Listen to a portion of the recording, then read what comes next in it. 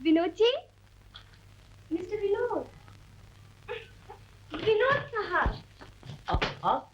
आप कब आई? क्या आपका नाम विनोद नहीं है? आपसे किसने कहा? आप तो ऐसे चौके जैसे आप कोई और ही हैं।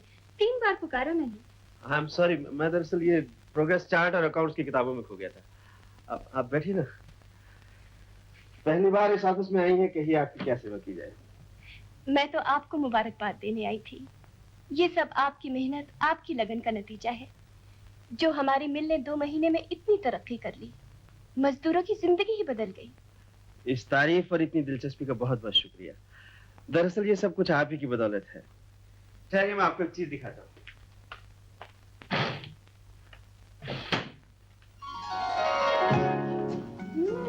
बहुत खूबसूरत। Made in Japan I think. जी नहीं, ये देशपुर मिल का बना हुआ है। क्या ये हमारे मिल का बनाया हुआ कपड़ा जी है? हाँ। मैं तो कभी सोच भी नहीं सकती थी। देखिए ना कितना अच्छा टेक्सचर है, और डिजाइन देखिए कितनी जल्दी पॉपुलर हो गई।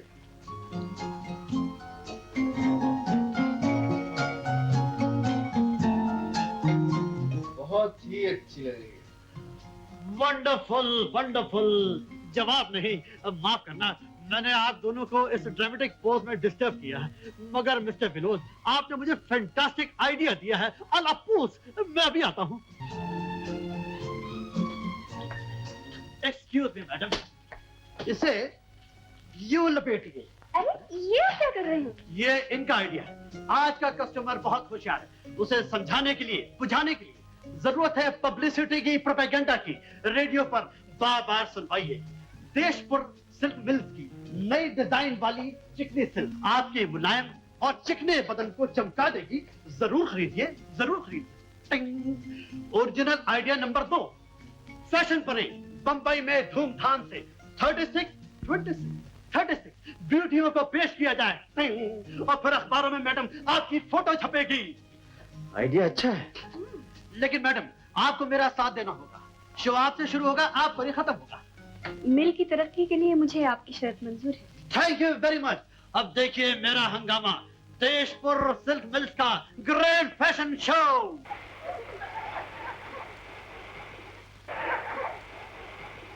अरे ये तो वही है, माय ड्रीम गर्ल।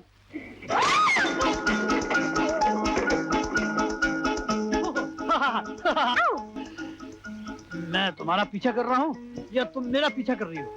अगर तुम तो ये साइज की थी, और अब एनलार्जमेंट, वो भी इतना बड़ा 70 mm। लोफर! अरे ये तो फोटो नहीं है, असली है। Good luck, good luck. Hello darling. Shut up! तुमको शर्म नहीं आता? शर्म आती है, इसलिए तो कपड़े पहने हुए। ओह, लीव मी अलोन।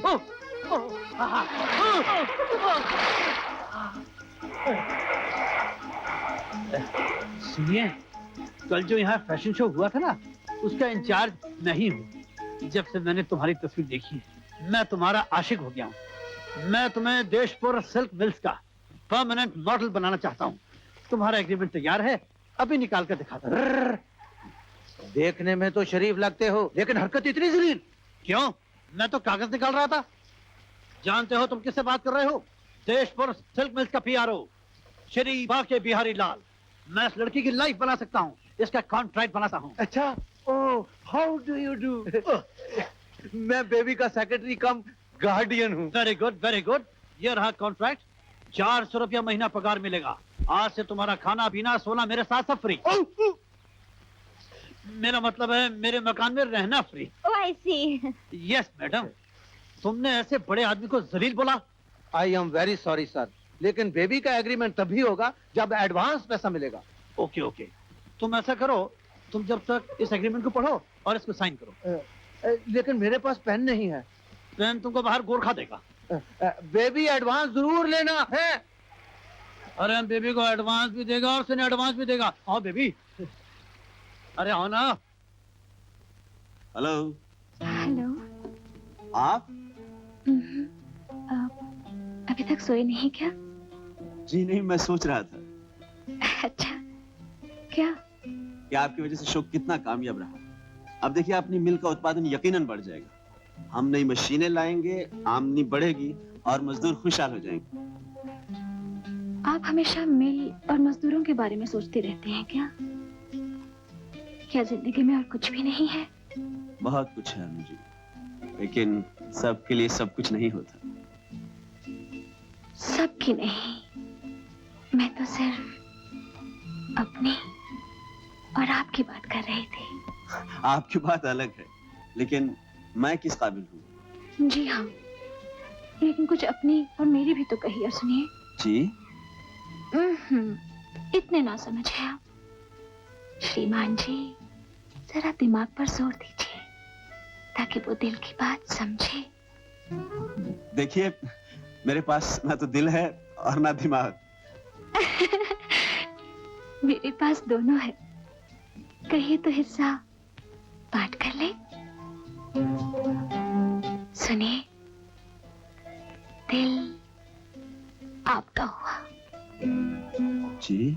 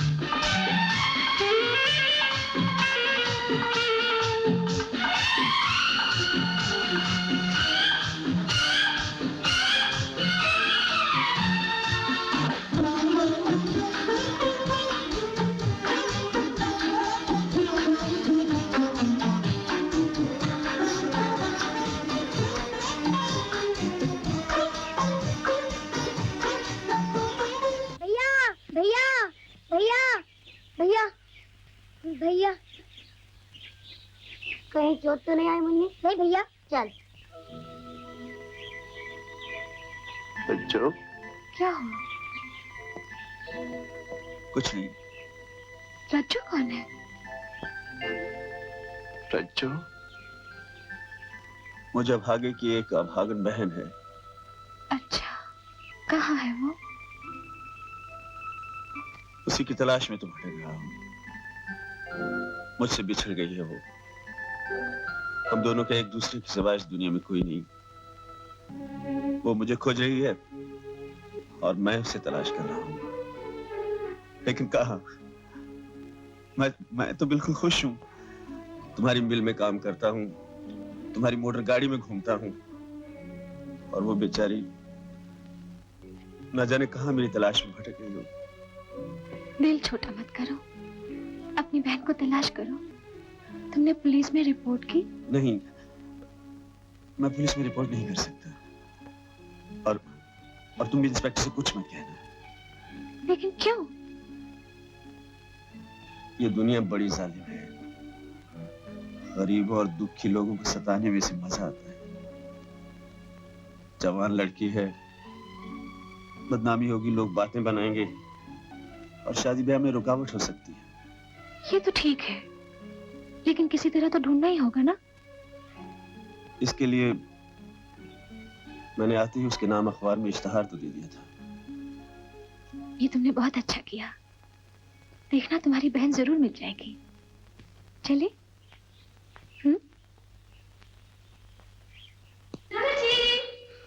दादाजी। अनु, तुम फैशन शो में गई थी, शीला की पार्टी में नहीं। पर नाना जी, पार्टी पहले थी और फिर शो बाद में, और ये शो तो हमारे मिल की तरक्की के लिए था। जब मिल अपनी थी तब उसकी भलाई कभी नहीं सोची। मिल तो आज भी अपनी ही है। उसकी तरक्की होगी तो सारा कर्ज अदा हो जाएगा। और फिर मैंने तो कई चैरिटी शोज में हिस्सा लिया है, कभी अस्पतालों के लिए, कभी स्कूलों के लिए। हमारा शो तो बहुत कामयाब रहा नाना जी। बेशर्मी की नुमाइश कामयाबी कह रही हो? आपसे गलत कहा गया है। दिनेश ने खुद अपनी आंखों से देखा है। ओह, तो आप भी वहां मौजूद थे? जी हाँ, मैंने आपसे मिलने की कोशिश की, लेकिन आप बहुत बिजी थीं। आपके होटल में मैंने 2-3 बार फोन भी किया था। होटल? तुम तो शीला के यहाँ रहने गई थी ना? जी नाना जी, लेकिन उसके यहाँ बहुत सारे मेहमान आए हुए थे, इसलिए हम लोगों को होटल में रहना पड़ा। विनोद भी वही था? जी, बांके भी वही था। तो तुम बालिका के साथ आई हो? नहीं नाना जी, मैं उसके साथ आने वाली थी, लेकिन न जाने वो कहाँ गायब हो गया, तो मुझे विनोद के साथ आना पड़ा। विनोद विनोद विनोद, कई दफा कहा कि मजदूरों से मत मिला करो, लेकिन अचानक तुम्हारे दिल में उनके लिए हमदर्दी पैदा हो गई है। विनोद के नाम के साथ तुम्हारा नाम जोड़ा जा रहा है, वो मैं कभी बर्दाश्त नहीं कर सकता। मिस्टर दिनेश, आप इतना गिर सकते हैं मुझे उम्मीद न थी। मिलाप से छिन गई तो आपने नाना जी को मेरे खिलाफ भड़काना शुरू कर दिया और मुझे बदनाम करना भी। आपको शर्म आनी चाहिए। अनु जी, आप मुझे गलत समझ रही हैं, मुझ पर इल्जाम लगा रही हैं। अगर सच बोलने का यही पुरस्कार है तो ठीक है, मैं जाता हूँ। नमस्ते। अनु, मैंने तुम्हें बड़े नाज से पाला पोसा, पढ़ाया लिखाया, लेकिन तुम मेरी दी हुई आजादी का नाजायज फायदा उठा रही। मैं तुम्हें गुमराह होते हुए नहीं देख सकता। नाना जी, मैं सोच भी नहीं सकती थी कि दिनेश के बहकाने से आप मुझ में विश्वास ही खो बैठेंगे। मैं बहस नहीं करना चाहता। मेरा हुक्म है कि तुम मजदूरों से कोई वास्ता नहीं रखोगी, ना विनोद से मिलोगी।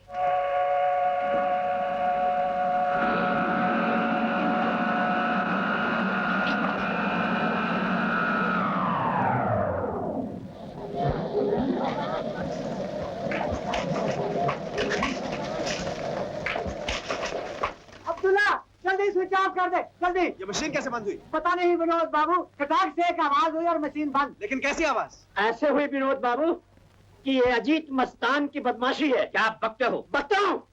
ये देखिए विनोद बाबू, इसी से मशीन रोकी है, मैंने अपनी आंखों से देखा है। तुम्हारी तो आंखें फोड़ देनी चाहिए। विनोद बाबू, मुझे क्या जरूरत थी कि ऐसा काम करता? चोरी और सीना जोरी। विनोद बाबू, मैं कसम खा के कहता हूँ, ये काम इसी ने किया है। विनोद बाबू, हमारी खुशहाली से इनके सीने पर सांप लौटते हैं, ये आपसे जलते हैं। मिल के पुराने और वफादार आदमी को नौकरी से निकालने का हक तुम्हें किसने दिया? मुझे लाला जी ने बुलाया है, मैं इन्हीं को बताऊंगा। क्या बताना है मुझे? मैं बताता हूँ। मिल तुम लोगों को चलाने के लिए दी गई है, तुम उसके मालिक नहीं, समझे? मिल की हिफाजत करना हमारा फर्ज है लाला जी। मिल की एक कील को भी कोई नुकसान पहुंचाए हम बर्दाश्त नहीं कर सकते। मस्तान ने ये रॉड डालकर एक मशीन तोड़ने की कोशिश की। ये झूठ है। ये सच है। मिल के सारे मजदूर गवाह हैं। मिल के सारे मजदूर तुम्हारे इशारों पर चलते हैं। मजदूर मेरे इशारों पर चलते हैं, इसलिए मस्तान वहां से बचकर आ सका। नहीं तो क्या तुम उसे मरवा डालते? मैं नहीं, मजदूर उसे जिंदा नहीं छोड़ते। सुन लिया लाला जी, मैंने मस्तान को इन लोगों की निगरानी पर रखा है, इसलिए लोग उस पर इल्जाम लगा रहे हैं। वो हमारे खिलाफ साजिश कर रहा है। कैसी साजिश? ताकि मिल मजदूरों के हाथ से निकल जाए। चुप रहो, तुमको मस्तान को फिर से नौकर रखना होगा। ये नहीं हो सकता लाला जी। तुम मेरे खिलाफ बोल रहे हो? मैं आपकी मिल की हिफाजत कर रहा हूँ। मिल मेरी है, उसकी हिफाजत कैसे की जा सकती है? मैं तुमसे ज्यादा जानता हूँ। परेशान होने की जरूरत नहीं है लाला जी।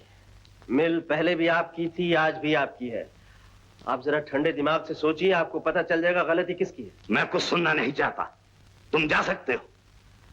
मैं एक बार अनुपमा जी से मिलना चाहता हूँ। लेकिन वो तुमसे नहीं मिलना चाहती। क्यों नहीं मिलना चाहती? क्योंकि उसे अपनी गलती का एहसास हो गया। ध्यान रखो, फिर उससे मिलने की कोशिश ना करना। ये मेरा फैसला है और यही अन्नू की मर्जी है।